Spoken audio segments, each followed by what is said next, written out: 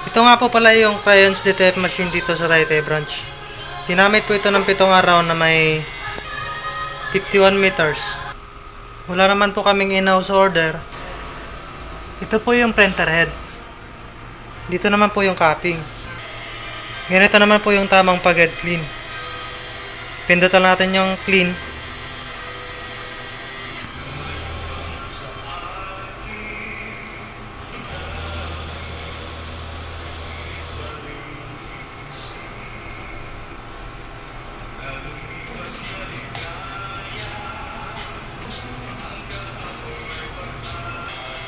Pagkatapos natin mag-head clean, punasan natin yung wiper.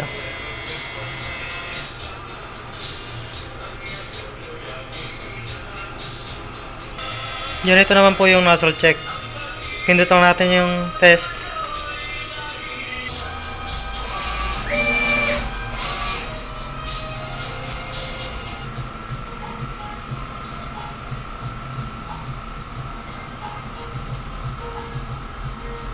Kumpleto naman po yung kulay. Ang egg system natin ay tama lang. Ang waste tank po ay kakalinis lang din. Dito naman po yung ground wire. Ito naman po yung ABR.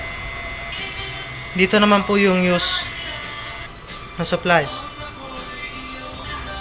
Dito yung ink, powder at saka cleaning solution. Dito naman po yung supply na hindi pa nagamit. Yan po yung ink. Ito naman po yung cleaning solution. Ito naman po yung fill. Ito naman po yung production log. Daily checklist. Updated naman po siya. Dito naman po yung consumable monitoring. May updated antivirus USB blocker para iwas virus.